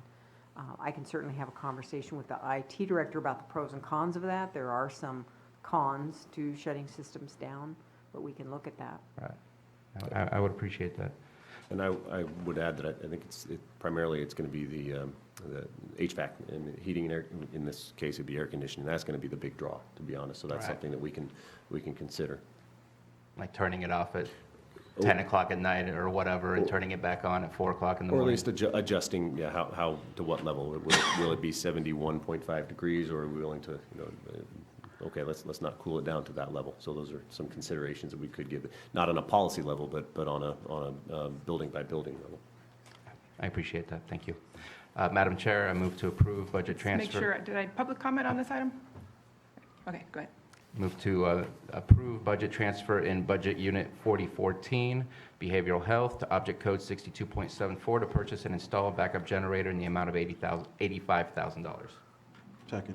I have a motion and a second. All in favor? Aye. Any opposed? Motion carries. D, All right, child support services, again, the justification is provided, and I'm not aware of any changes that are necessary to this budget transfer. any questions from the board? Any questions from the public? Seeing no movement, I'll bring it back to the board.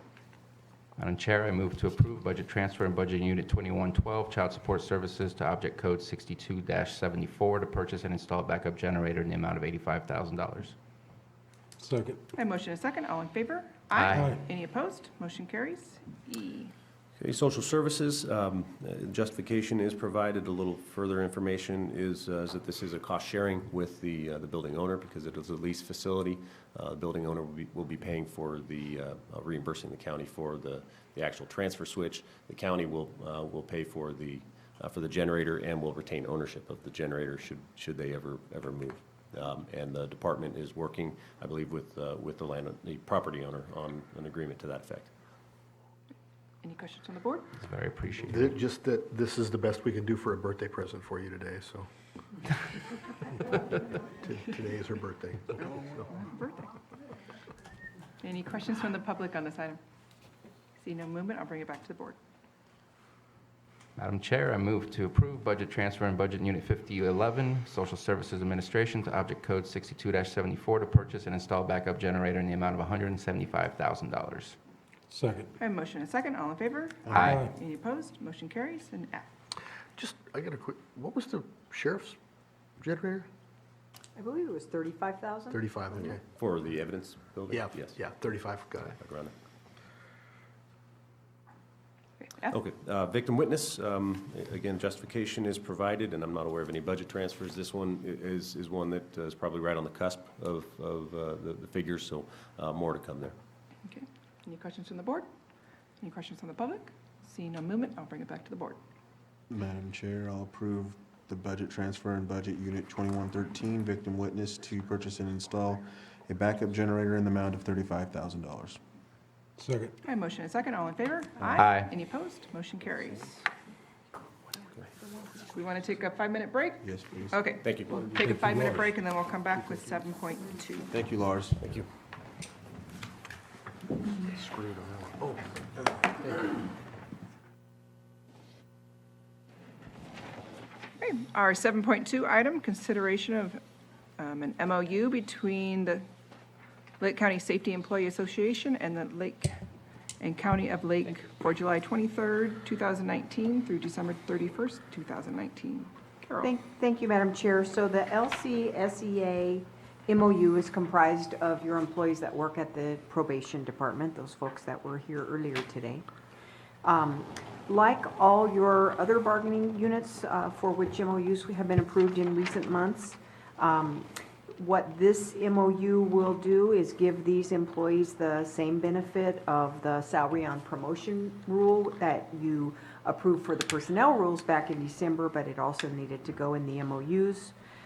This MOU includes one-time vacation cash out of up to 30 hours for employees in this unit that have 200 or more hours of vacation time accrued. And finally, it includes the winter holiday. Instead of personal leave days, we would add some days around the Christmas holiday so that staff would have 5 days off over the Christmas holiday. So those are my comments for the LCSEA MOU. Okay. Any questions from the board? Any questions from the public on this item? Seeing no movement, I'll bring it back to the board for action. Madam Chair, I move to consider memorandum of understanding by and between the Lake County by and between the Lake County Safety Employees Association and the County of Lake for July 23rd, 2019 and December 31st, 2019. Second. I'm sorry, you're moving to approve, not just consider. Approve the consideration of. Yes. I have a motion and a second. All in favor? Aye. Any opposed? Motion carries. 7.3, consideration of, memorandum of understanding by and between the Lake County Employees Association, number 3, number 4, and number 5, and the County of Lake for July 23rd, 2019 through December 31st, 2019. Carol? Thank you, Madam Chair. So the LCEA MOU pertains to general county employees in units 3, 4, and 5. So, and I want to just take a moment to introduce the LCEA President, Vanessa Meyer, who's here in the audience today. So this MOU includes the same 3 provisions I just mentioned for the SEA MOU, in that these employees will receive the benefit of the salary on promotion rule, a one-time vacation cash out of up to 30 hours for employees with 200 or more hours accrued, and the winter holiday I described a minute ago. But in addition, this MOU now combines what was previously 3 MOUs. There was a separate one for units 3, 4, and 5. It's now in one MOU. This was preferred by union representatives and requested, and also actually preferred by the county too, now that we have it, because it's 2 less MOUs we have to chase. And then the other noteworthy change in this MOU is that we have simplified the grievance procedure. It now has 3 formal levels following the initial informal level. So the formal levels start at department head level, move on to the HR director if unresolved, and ultimately to the CAO if still unresolved. Is there any questions from the board? Any questions from the public on this item? See no movement, I'll bring it back to the board for action. Madam Chair, I move to approve memorandum of understanding by and between the Lake County Employees Association numbers 3, 4, and 5 and the County of Lake for July 23rd, 2019 through December 31st, 2019. Second. I have a motion and a second. All in favor? Aye. Any opposed? Motion carries. 7.4, consideration of unbundling of dental, vision, and life from health insurance benefits for employees age 65 and older.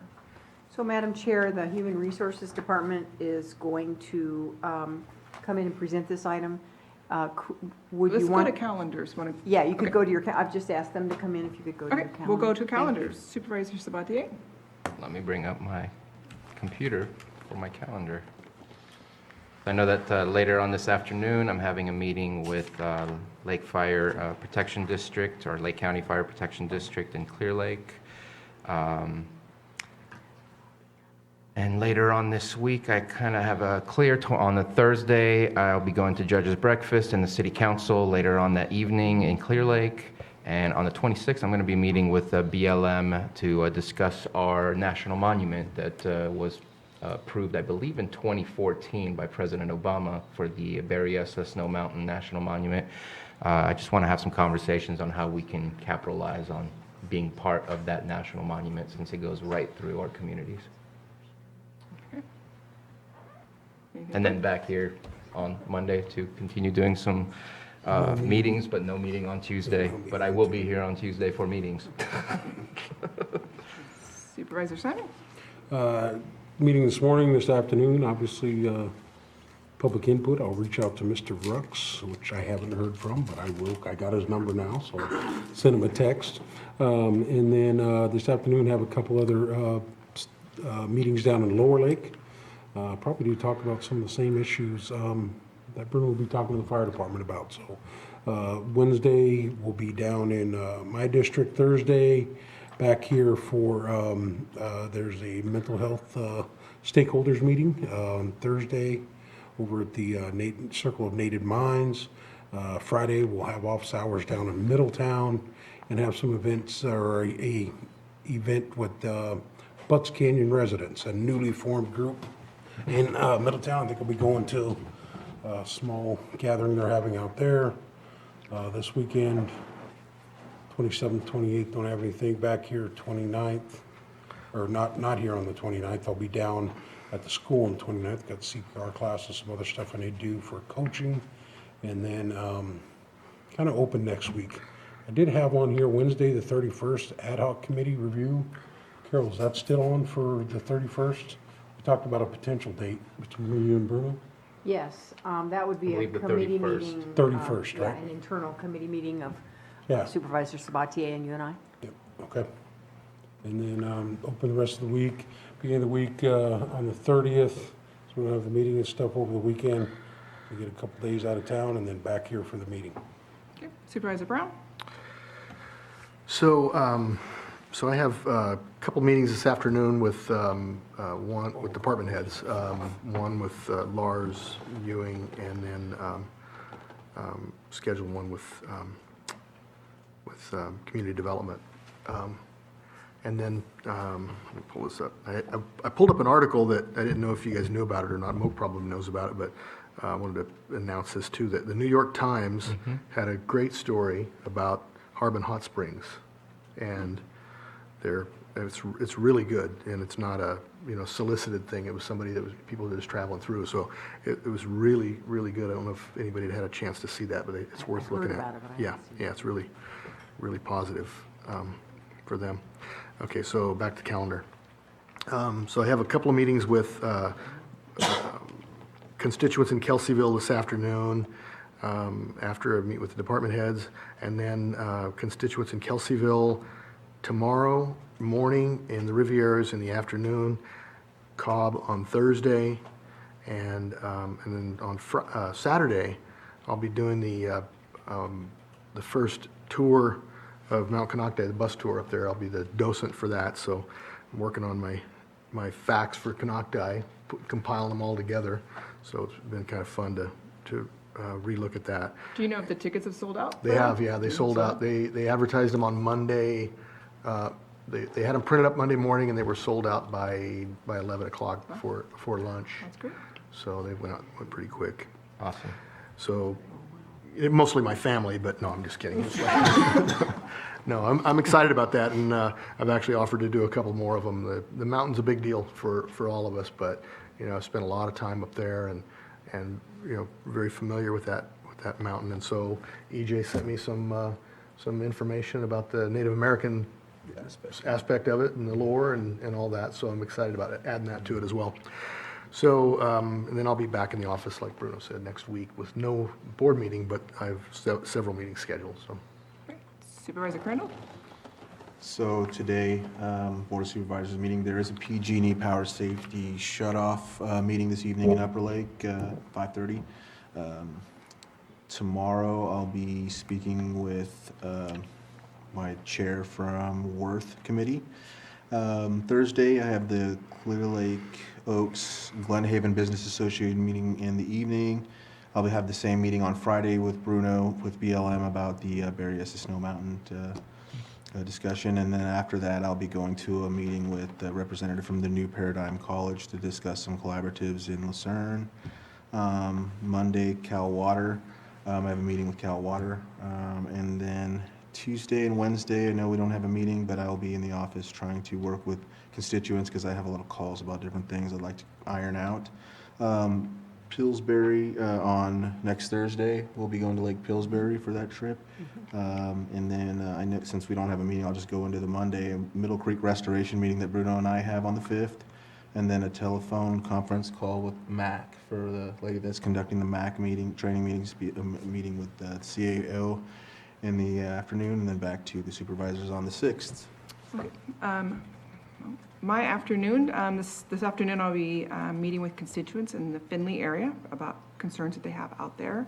Tomorrow I'll be attending at 11 a.m. at Adventist Health. It's a CASHI visit. It's a grant that we're trying to go for Hope Rising. And then making phone calls and emails that afternoon on Wednesday. Thursday, I also have the mental health on my calendar, so I may join you at 10 o'clock for that. And then a stakeholder SafeRx meeting at 1 o'clock that afternoon. On Saturday, I will be hosting the Stir Optimist at my house for a planning retreat. And then Monday, I am leaving with one of my daughters. We're going to be heading down to her college for freshman orientation. So that'll be interesting.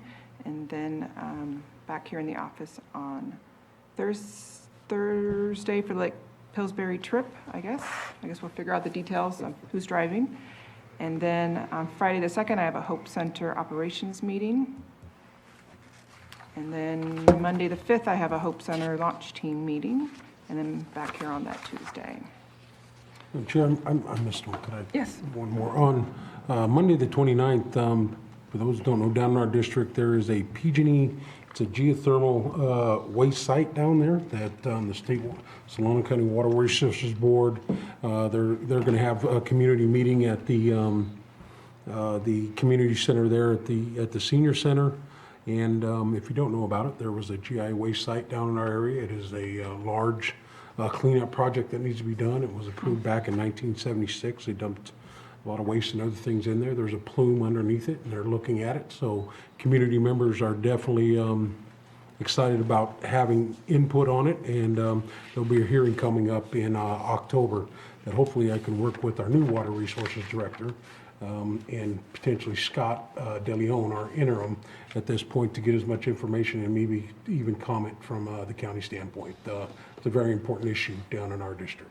So I just want to throw this out there. Scott would know this, but I think Mark Dellinger might be someone to bring into that as well, because he was involved in that, and actually he worked at NCPA for a while. That was, it was a waste dump for geothermal mud and other things that came down in the 70s.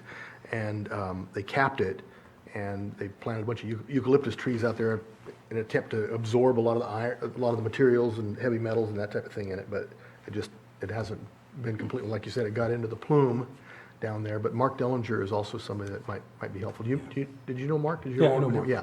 Yeah, it was operated from 76 to 86. It definitely is something concerned on just making sure community gets the input on it. It could affect everybody's water eventually. Hopefully it never does, but it's a very important meeting for our area now. And we're glad that we had Linda Dildarms, one of our local residents, paid very close attention that we didn't get noticed, that they were going to take this thing to board for the communities anyway down in our area. And she got them to come out and do some community meetings and really give opportunity to everybody to weigh in on what the Water Resources Board is going to do going down the pipe with PG&E and their responsibilities for mitigating those issues. All right, that's it. Okay, wonderful. Okay, we will then go back to our 7.4 item. Pamela and Jesse, if you want to come join us. So, consideration of unbundling of dental vision and life from health insurance benefits for employees age 65 and older.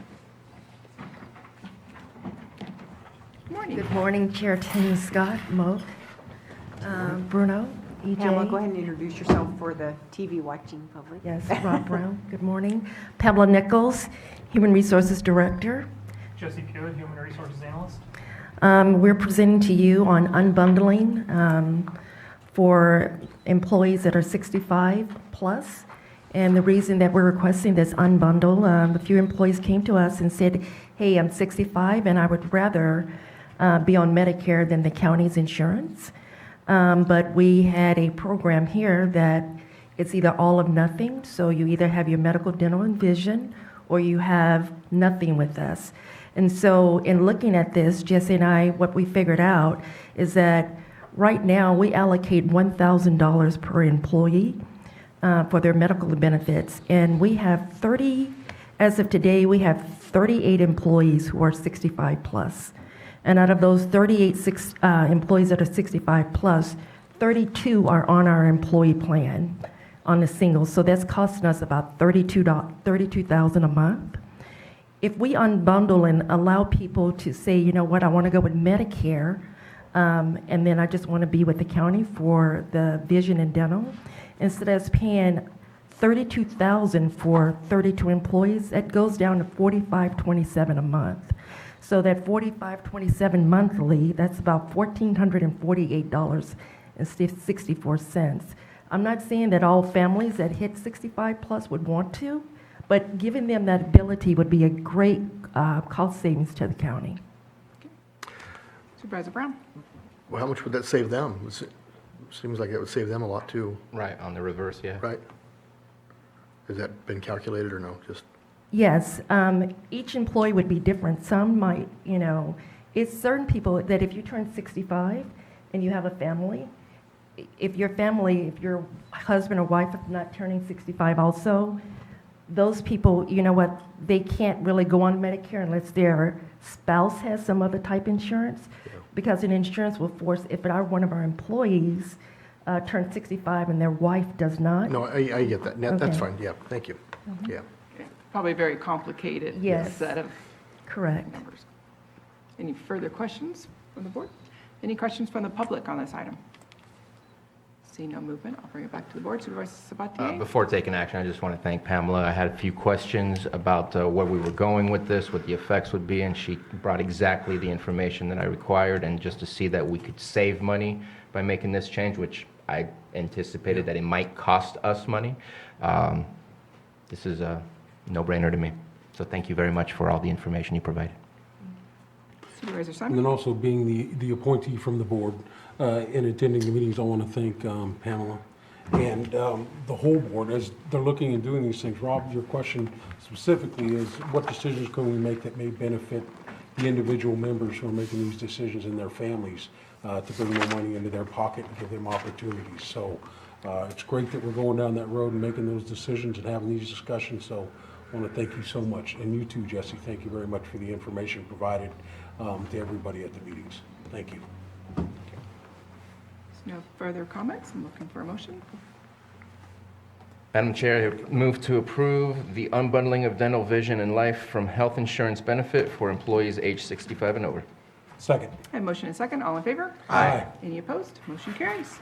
And I believe with that, I have covered every open session item, and we have no closed session items, so, right?